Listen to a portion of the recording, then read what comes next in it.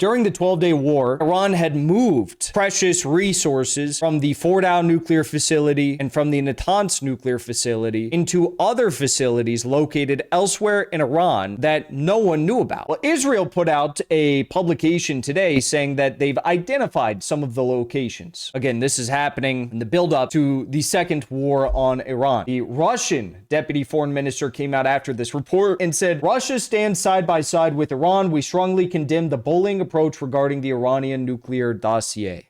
I want you all to remember a story that frankly didn't get the coverage it deserved because there was so much going on at the time, but there was a time early on in the genocide, back in December 2023, when President Putin said, wow, you Israelis you're bombing the hell out of Gaza.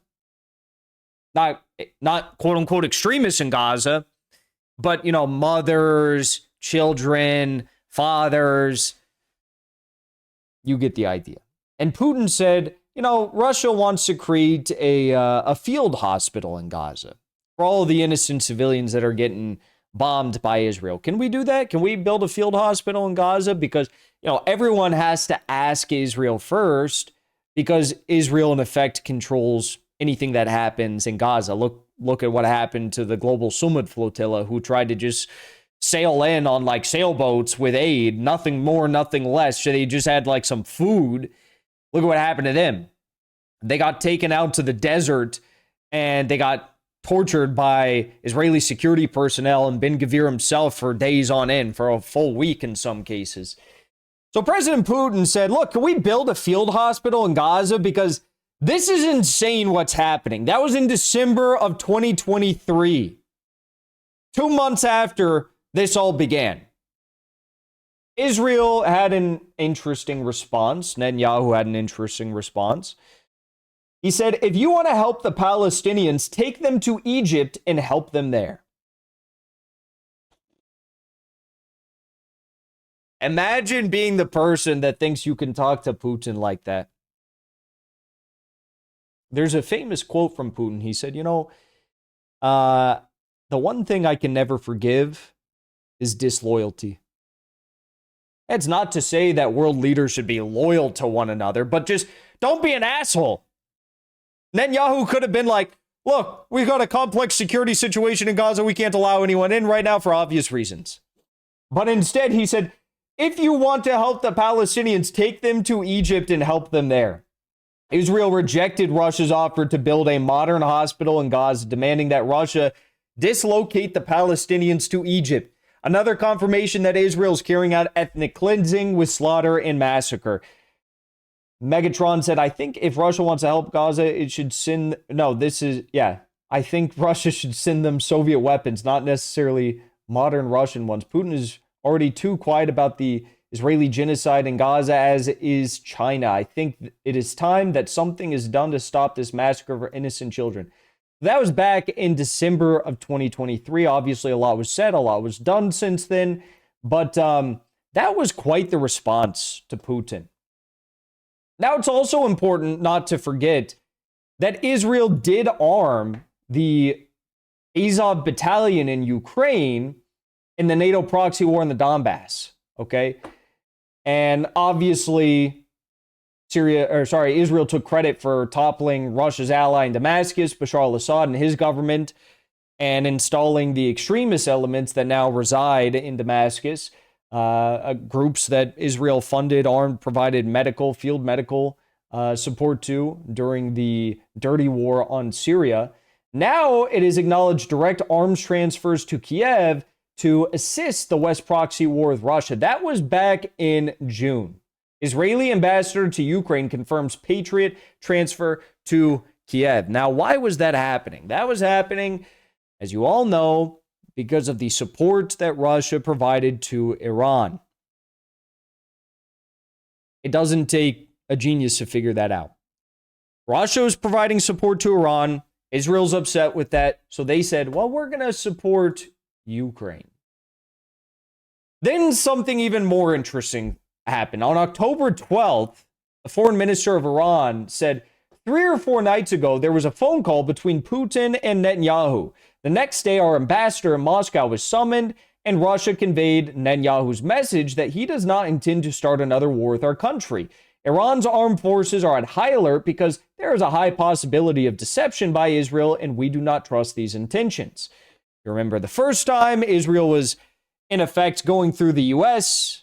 for these JCPOA renegotiations, encouraging the U.S. to have just one more meeting for the JCPOA negotiations, demand just one more thing that's completely unreasonable for the Iranians, tell them that their enrichment can only be, 1%.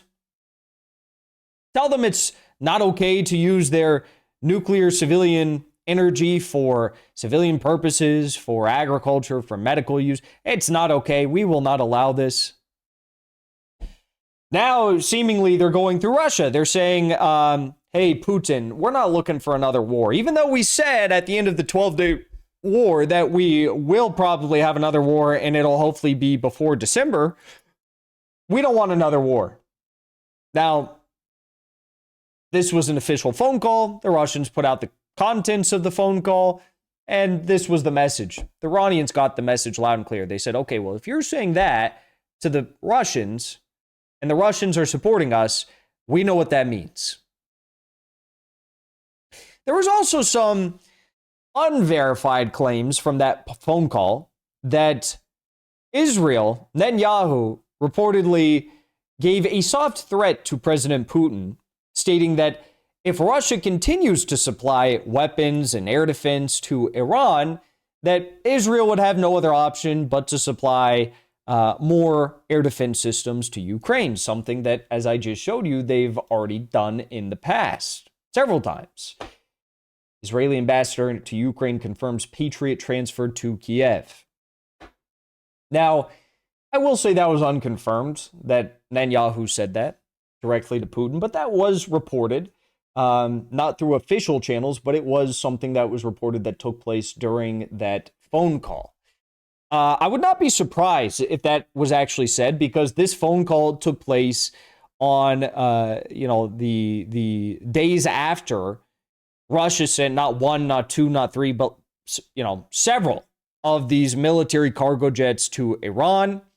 And after it was leaked that Iran had purchased advanced MiG-29 fighter jets from Russia and also Su-35 fighter jets from Russia that were said to be delivered sometime in, I believe, late 2026. That information comes out. We see the flight radar of these military cargo jets landing in Iran from Russia. The phone call happens, and allegedly that threat was made. Okay? Now, what's interesting about this is there was a target that the Israelis wanted to hit inside of Iran during the 12-day war that they didn't hit. That was the Bushehr, I believe it's pronounced Bushehr nuclear power plant. Yes, Bushehr nuclear power plant. President Putin refused to withdraw Russian technicians from the Bushehr nuclear power plant at Israel's request. During the 12-day war, Israeli Prime Minister Benjamin Netanyahu asked Vladimir Putin to withdraw Russian specialists from the Bushehr nuclear power plant. According to Putin, this would have opened the way for its destruction by Israeli forces. The Russian president refused to comply with this request. Thus, the presence of Russian engineers effectively became a human shield that protected the strategic facility from Israeli strikes. Now, that does appear to be true, because President Putin said this not too many days ago. He went out and discussing this matter, he said, despite the complexity of the situation around Iran, we built a nuclear reactor in Bushehr. He goes on to say, we've signed a contract now to build 2 more nuclear reactors. And despite the difficult and even dangerous environment,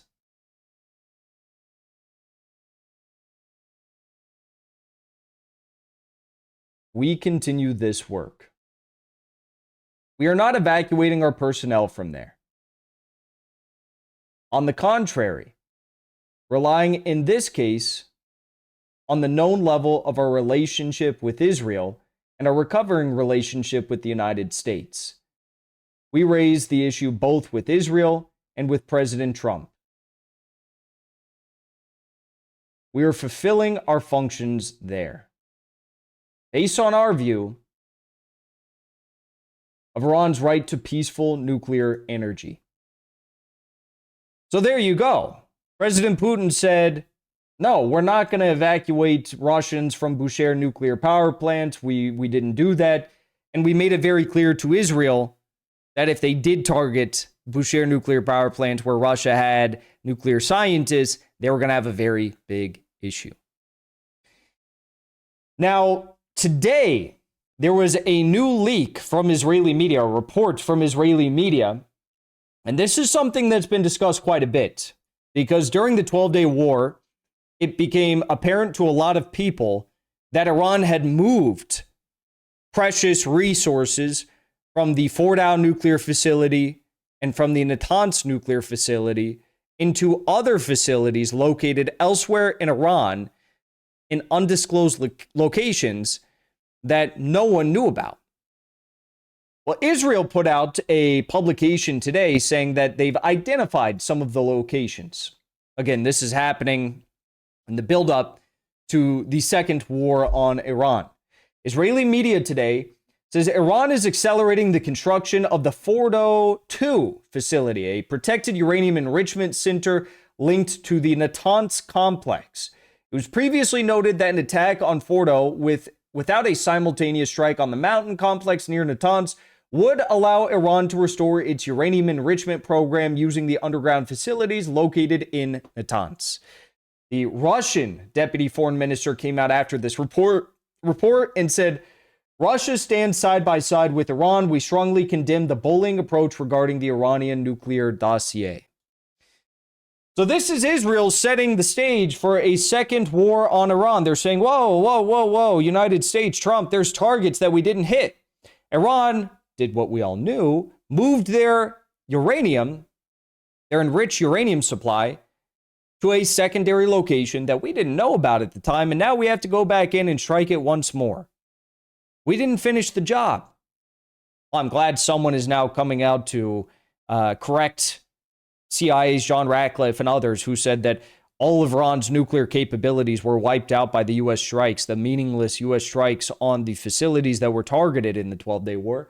Unfortunately, though, it is Israel who's doing this, and unfortunately, they're doing this to justify a second war on Iran. But Russia stands with them. There was another military cargo jet that landed in Iran from Russia this week.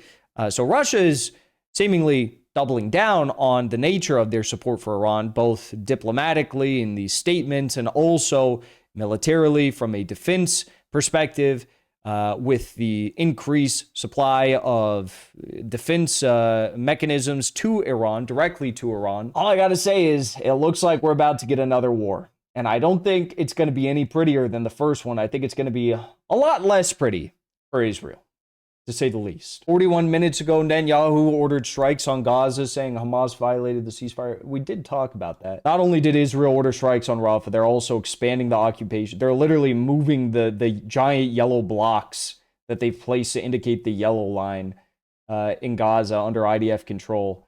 They're violating the ceasefire every single hour with something new. They're making up all these crazy rules. Palestinians say that they are no longer handing over Israeli hostages' bodies following Netanyahu's announcement of new powerful strikes on Rafah. Will postpone the delivery scheduled for today due to violations by the occupation. I mean, Israel has abandoned the ceasefire from day one. I don't know what they expect. Like, of course, that's going to happen. Now you're going to get a bunch of Zionists saying, but the Palestinians aren't respecting the deal. No, it was you guys who didn't respect the deal first.